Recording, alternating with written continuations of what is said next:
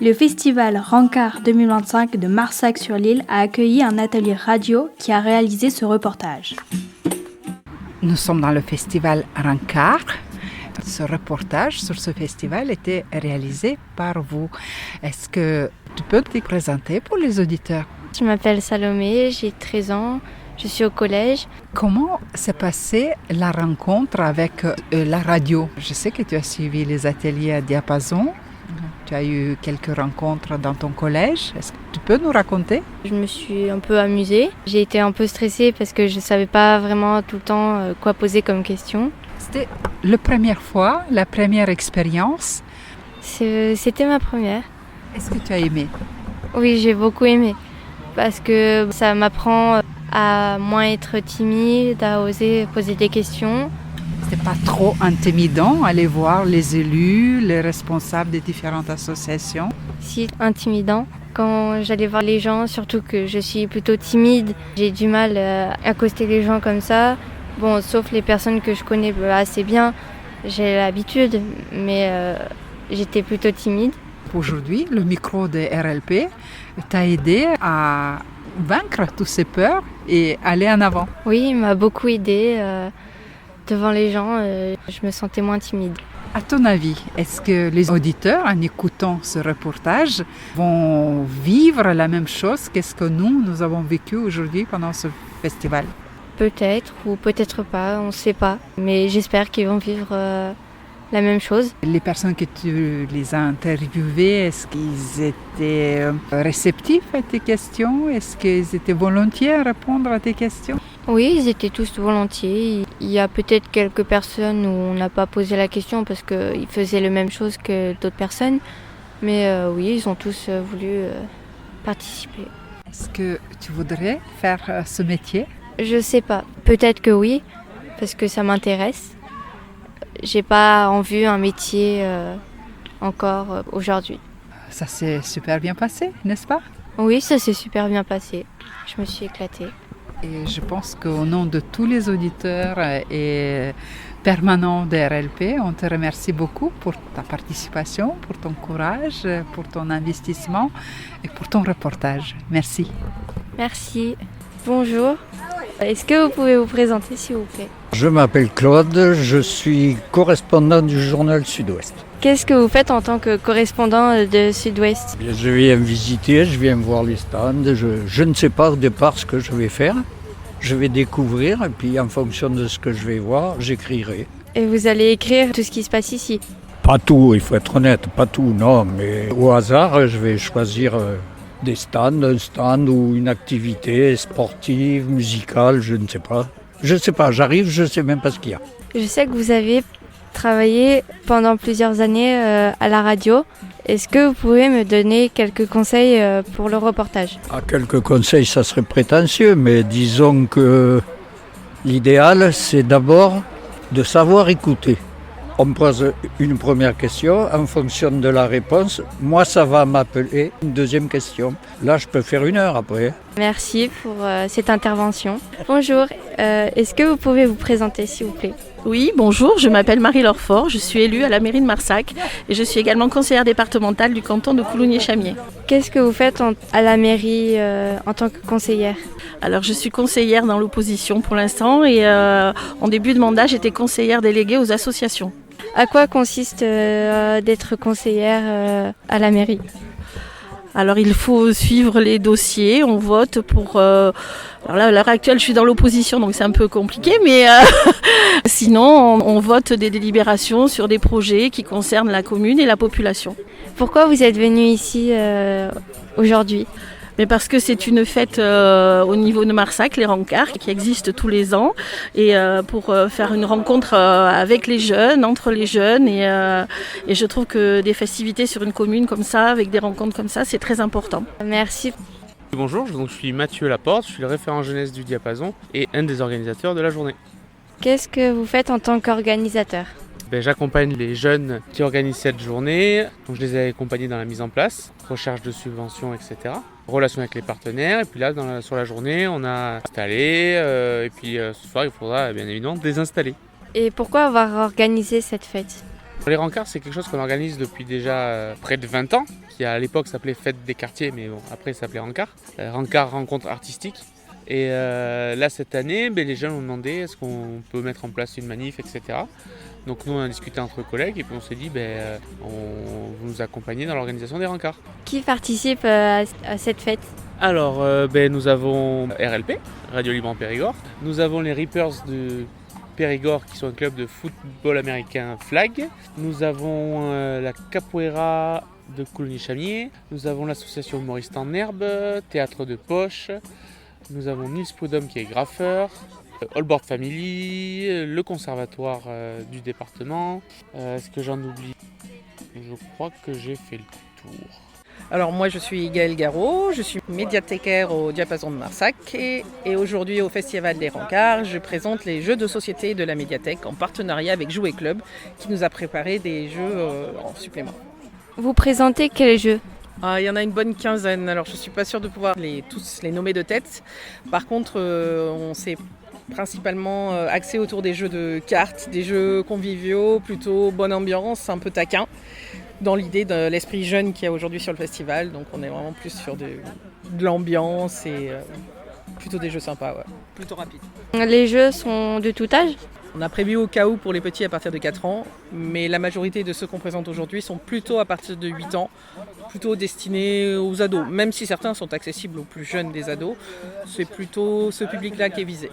Pourquoi des jeux de société dans un festival Parce que le jeu de société est un produit culturel comme un autre et qu'à l'heure actuelle, on le voit à la médiathèque, il y a beaucoup de jeunes qui jouent, notamment aux échecs par exemple, qui revient énormément force chez les jeunes. Et aux jeux de cartes, on voit énormément de groupes jouer au Skyjo et à d'autres jeux. Et donc le but c'est de leur dire ok, il y a le Skyjo, mais il y en a d'autres, venez quoi. Quel jeu est à la mode aujourd'hui? Comme je disais, les échecs énormément. Et les jeux de cartes rapides qui vont durer 15-20 minutes par partie. Donc en ce moment, le jeu le plus vendu en France, c'est le Skyjo. Mais récemment, on a eu d'autres jeux comme le Trio, le Hula Hou ou Odin cette année qui a eu le prix des jeux l'As d'Or à Cannes. Et c'est pareil, c'est un jeu de cartes assez rapide, assez dynamique et plutôt facile à comprendre. Bonjour, je m'appelle Provoque et PK pour les intimes. Je m'appelle Eggs et Eggs pour les intimes. Qu'est-ce que vous faites ici à cette fête Des rencarts. Alors en fait on est là pour de mon côté un atelier d'écriture. Et du mien, j'anime un atelier de graffiti, de spray. Qu'est-ce que vous faites comme atelier? L'idée c'est d'accompagner des gens qui auraient envie d'écrire des textes, qu'on pourrait même après venir donner aux gens sur scène. Et vous? Découvrir le médium spray à des enfants ou à des personnes qui souhaitent y participer, en créant un lettrage de A à Z. Quel résultat ça va être à la fin Ça sera comme un lettrage avec du graffiti, donc tu auras le fond, le remplissage, donc les contours, les petits effets, les lights et tout ce qui s'ensuit, tout ça réalisé par les personnes qui y participent. À quoi ça va servir les textes que vous allez écrire? Comme je l'ai dit juste avant, si les gens sont motivés, ça pourra aller au-delà d'un simple texte écrit. Ça peut être carrément chanté, et ils pourront même se produire sur la scène qui a été mise en place là-bas, un peu plus loin, sur laquelle des groupes vont passer ce soir, je crois. Et donc en première partie, les gens qui auront participé aux ateliers d'écriture pourraient, s'ils en ont envie, encore une fois, venir chanter, rapper, slammer, tout dépend de la forme qu'ils voudraient utiliser. Yannick Bidot, maire de Marsac-sur-l'Île, et je suis heureux d'accueillir beaucoup de gens à cette manifestation des rencarts de l'année 2025. Bonjour, je suis Oumel Allègre, adjointe en charge de l'éducation et de la vie associative et de la culture, et je suis très heureuse d'être à cet opus des rencarts 2025 et souhaite la bienvenue à toutes les familles qui sont présentes aujourd'hui. Qu'est-ce que vous venez faire ici ? Moi je viens voir comment se déroule cette manifestation parce qu'elle se déroule tous les ans depuis maintenant de très nombreuses années et donc c'est toujours important de voir si le public répond présent à cette sympathique manifestation qui permet d'accueillir toutes les générations. Alors moi je voulais essayer la capoeira puisque j'avais un peu vu à la télévision cette danse. J'étais un peu curieuse de connaître cette discipline. Et puis j'aime bien faire les jeux de société, donc je voulais jouer aussi avec les agents du diapason. Je sais qu'ils sont forts au jeu, mais je voulais les battre.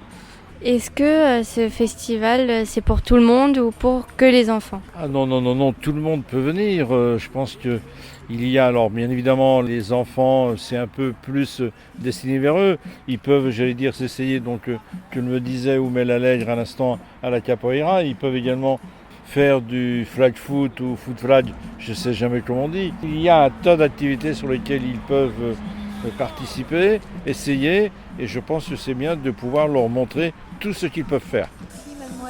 Merci pour cette intervention, bonne journée. Merci, surtout bonne journée à toi et bon courage pour toutes tes interviews. Tu étais parfaite dans ton interview. Félicitations. Merci. Je m'appelle Fabrice Sieffin, j'ai 50 ans et mon métier c'est informateur jeunesse.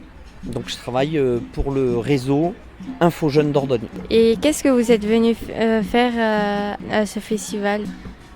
En fait, c'est mon collègue Mathieu du Diapason qui m'a invité, parce que Mathieu, il est aussi informateur jeunesse, et aujourd'hui, il avait tellement de choses à s'occuper sur le déroulement de l'événement qu'il m'a dit « Fabrice, avec ton super camion, est-ce que tu pourrais venir tenir un stand d'Info Jeunes ?» Donc je lui ai dit « Mais avec grand plaisir !» Donc je suis là pour ça. Donc pour informer les jeunes sur plein de dispositifs qui les concernent. Et en fait, mon idée avec ce petit camion, c'est d'aller vers les jeunes, puisque parfois les jeunes dans les campagnes, ils ne peuvent pas se déplacer. Donc je me suis dit, je ne vais pas les attendre, je vais aller vers eux.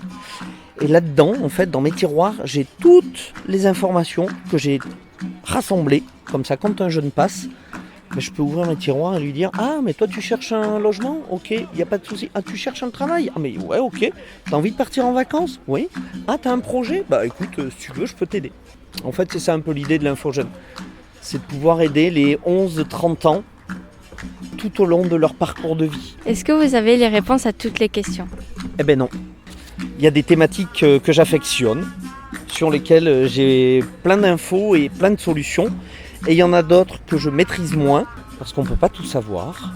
Et pour ça, en fait, on a créé un petit réseau de partenaires où quand on a besoin, je sais pas, on rencontre un jeune, ça va pas dans sa vie, pour X raisons. Moi, j'ai pas les compétences pour ça, donc je lui dis, écoute, c'est pas un problème. Hop, je vais chercher ma petite feuille de la maison des ados de la Dordogne. Je lui dis, écoute, c'est là, il y a des gens qui peuvent t'écouter. Donc plutôt que de lui apporter toutes les réponses, je vais dire à des collègues, vas-y, prends ce jeune, toi tu sais faire mieux que moi, et on fait ça sur plein de thématiques. Vu que les vacances approchent, qu'est-ce que vous proposez aux jeunes C'est une bonne question. En fait, à la radio, on ne voit pas ce qui est derrière moi. Parce que la spécificité, moi qui viens de Brantôme, ma spécificité, en fait, c'est que j'ai le seul véhicule de l'Info Jeune de Dordogne. Les autres, ils ont des structures fixes, où les gens viennent dans leur structure. Moi, ce que je fais, c'est que je parcours tout le territoire de Brantôme avec mon petit camion, comme ça. Et je me pose dans les villages et je dis, voilà, je suis là, si vous avez besoin d'infos. Donc moi, ce que je propose cet été, c'est que je propose des trucs un peu... je suis un peu malin, parce que ce que je fais, c'est que je mets ma musique, je me pose dans un village, je mets ma musique, je sors des boules de pétanque, du molki, ça te parle le molki ? Donc je mets un peu de musique, je sors de l'info, des jeux de société, puis les jeunes ils arrivent, oh dis donc, c'est quoi ce truc ? Et voilà, tiens viens, on joue, et puis après on discute, mais je propose aussi des ateliers sérigraphie artisanale, comme ça les jeunes ça leur permet aussi de découvrir une pratique, donc la sérigraphie c'est ce qui permet de faire ça, un t-shirt avec de la peinture, je leur fais des ateliers badge, je fais un peu de radio aussi, on a créé un jeu qui s'appelle le jeu des 1000 infos, un peu comme le jeu des 1000 euros. Donc c'est un peu la même chose, donc on s'arrête dans un village, on dit oh yeah les gens, vous avez envie de gagner des petits lots, venez vous inscrire à ce jeu et ça va se passer tel jour. Ils viennent, ils font leurs petites épreuves de sélection et puis après ils se mesurent l'un contre l'autre et puis hop, après ils repartent avec des petits bobs, des éventails, des lunettes de soleil marquées Info Jeune. Voilà. Et juste pour terminer, parce que j'ai pas répondu réellement à ta question, en fait nous sur l'été on propose un petit dispositif qui correspond aux 16-25 ans, qui s'appelle Sac à dos. En fait, la région Nouvelle-Aquitaine donne 200 € aux jeunes qui ont entre 16 et 25 ans pour partir en vacances seuls, enfin en autonomie, sans adultes en fait, pour essayer de les inciter un peu à sortir et aller découvrir le monde. Et ça, c'est une info que très peu de gens connaissent. Donc chaque année, de tes 16 à tes 25 ans, tu peux bénéficier de 200 €. Il suffit juste que tu montes un projet, tu peux partir seul ou avec d'autres. Et donc moi, je fais la promotion un peu de ce petit dispositif, histoire de dire, oh les gens, vous n'avez pas trop d'argent, mais c'est pas grave. Juste pour la petite histoire. Parce que mon camion s'appelle l'Iginomade. Et quand je suis monté à Nontron, un jour, je suis allé au lycée et j'ai rencontré des jeunes mineurs qui m'ont dit « Waouh, nous, on aimerait bien monter un festival de musique, mais on ne sait pas comment faire. » Je leur ai dit « C'est pas grave, vous êtes au bon endroit. » Et là, du coup, on a discuté. Ils se sont montés en junior association. Donc, c'est des associations qui sont pour les mineurs, quand tu as moins de 18 ans. Et donc, ils se sont rassemblés et on a réalisé la première édition. Ils sont devenus majeurs, ils ont fait en sorte que des jeunes mineurs puissent prendre le relais. Et là, ils en sont à leur 3e édition. C'est un festival culturel pour les jeunes qui s'appelle le Festi Bye Bye. En fait, ils ont eu cette idée parce que quand ils étaient mineurs et qu'ils arrivaient en fin d'études, donc bac, ils se sont dit, en fait, on va se perdre de vue. Autant qu'on se fasse un truc tous ensemble avant de se perdre de vue comme ça. On se fait un festoche entre jeunes. Et depuis, ça s'appelle le Festi Bye Bye. Et cette année, c'est le 4 et 5 juillet à Nontron, sur le site de l'ancienne gare de Nontron. Et c'est en prix libre. Et c'est organisé que par des jeunes. Et cette année, ils ont mis l'accent sur les artistes locaux. Donc ils font venir des jeunes de Périgueux, Joy Sad et d'autres artistes pour animer ce festival. Et on y trouve de la danse, du cirque, du théâtre. Et puis après, des artistes classiques. Voilà. Merci.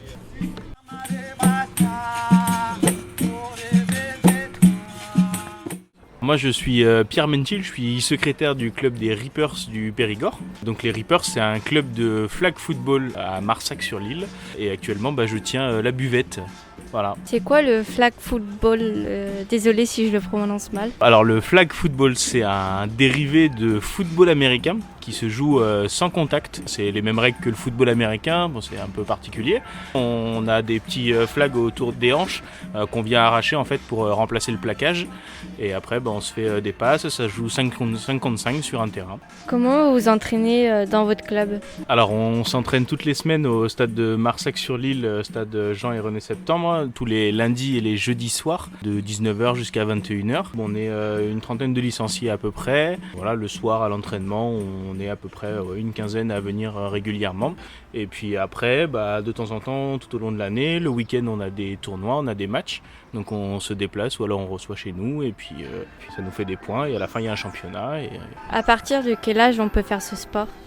Alors on peut faire ce sport à partir de 15 ans chez nous. Il n'y a pas d'âge pour commencer. On va dire que le flag, on peut commencer à partir de 6, 7 ans, on peut commencer à faire du flag.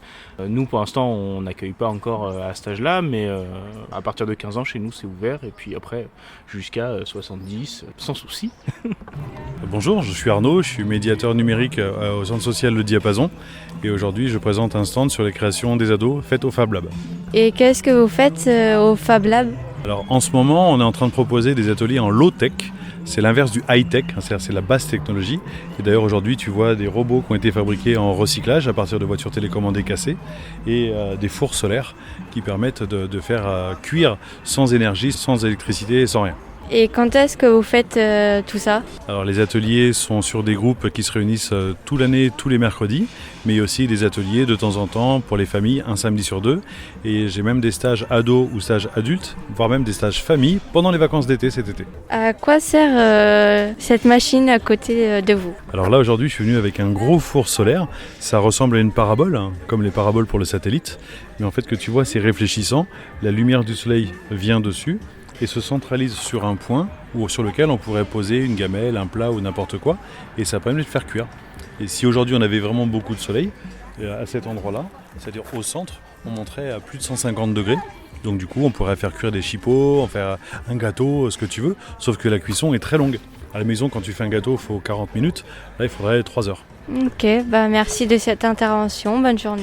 Au revoir Salomé, à bientôt.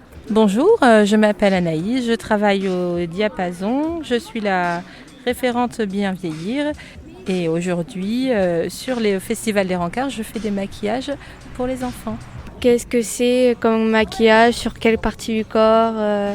Alors, je propose des maquillages aujourd'hui sur le visage et comme il fait chaud, j'ai rajouté aussi la possibilité de maquiller les bras. C'est pour tous les âges, on va dire à partir de 2 ans jusqu'à ce que les personnes veulent. Il y a des adultes aussi qui peuvent se faire maquiller sans problème. Ouais. Hop, on tend la main. C'est toi qui vas le faire, hein. Regarde. Tu prends la plus grande, tu fais le tour et t'attaches. La deuxième, de l'autre sens. La troisième, pareil. Hop. Allez, à toi de jouer, celle-là. Ça roule? Tu gères la deuxième? Allez, c'est parti.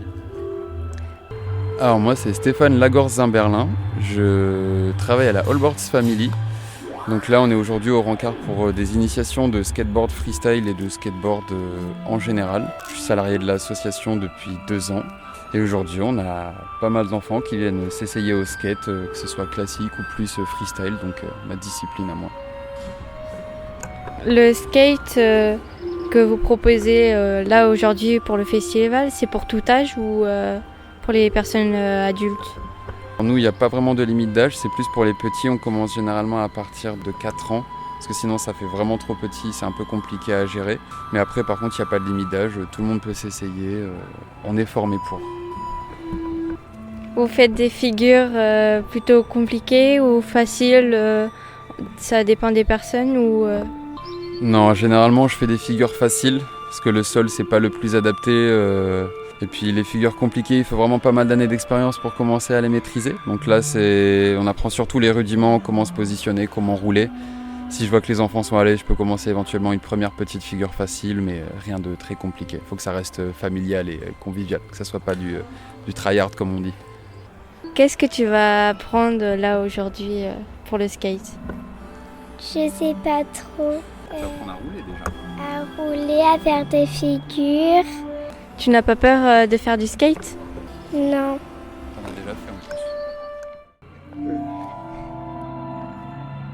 Moi je suis Kevin Martinez et je travaille au conservatoire du départemental. Et qu'est-ce que vous faites aujourd'hui au festival des Rencarts?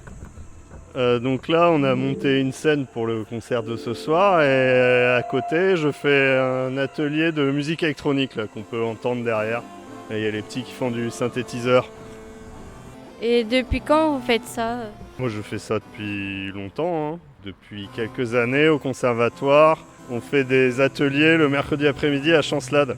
Et je cherche des gens, si vous êtes intéressés. Voilà, vous pouvez contacter le conservatoire.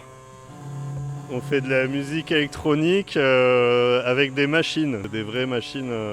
On essaie d'utiliser le moins d'ordinateurs possible. Qu'est-ce que c'est toutes ces machines qu'il y a sur les tables?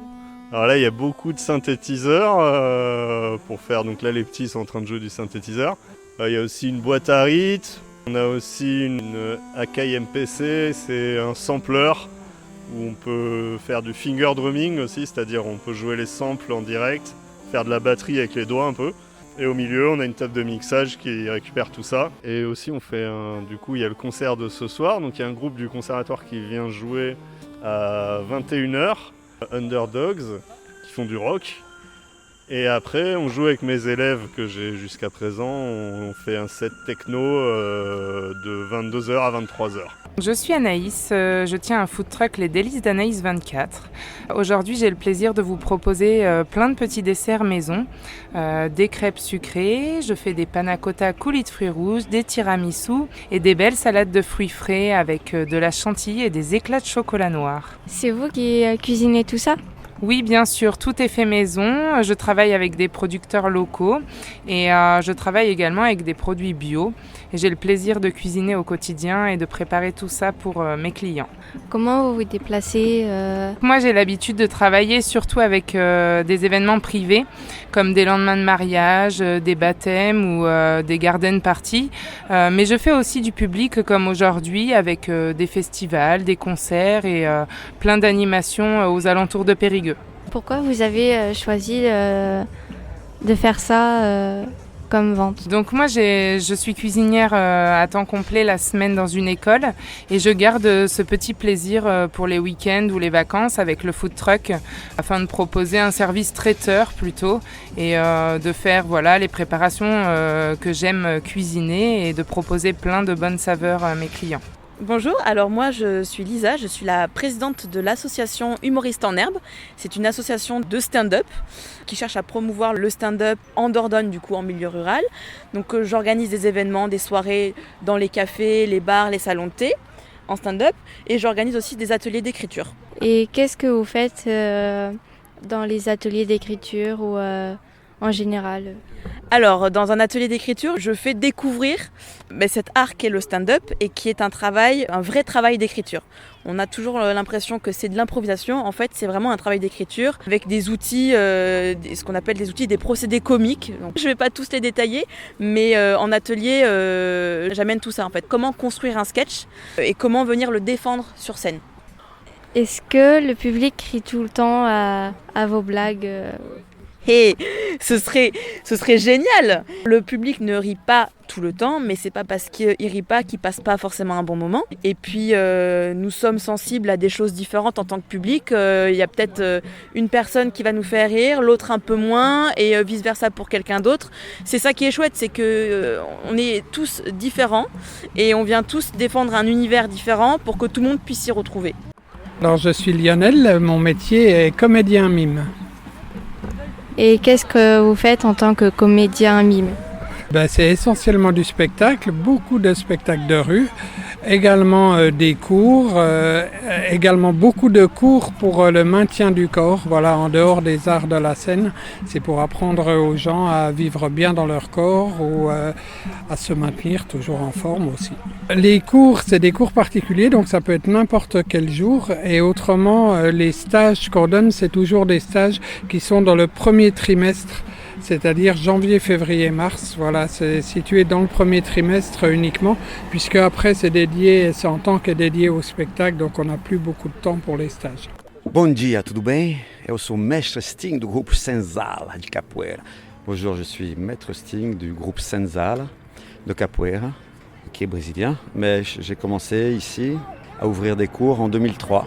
Et depuis, j'enseigne la capoeira à Périgueux et aussi sur l'ensemble du département. Pourquoi la capoeira Alors, je crois parce qu'elle rassemble tout ce que j'aimais faire avant de la rencontrer dans la vie. C'est-à-dire qu'à la fois, on fait du combat, des acrobaties, mais on chante aussi. On est musicien. Dans tous les arts de combat, il y a une partie d'intox et on prend l'autre à contre-pied. Et c'est ça qui est rigolo aussi. Et on joue avec l'autre, et en jouant avec l'autre, on apprend aussi beaucoup sur la vie et sur soi. En fait, on apprend à esquiver dans la capoeira. On apprend à jouer avec le déséquilibre. On n'a pas de protection. Donc il est essentiel qu'on arrive à esquiver. La capoeira, c'est l'art de l'esquive. Et comme dit mon corélégionnaire Mestre Expert de Agde, on fait tous un peu des recherches sur l'histoire, la capoeira vient de la lutte et la résistance des esclaves pour revendiquer leurs conditions humaines.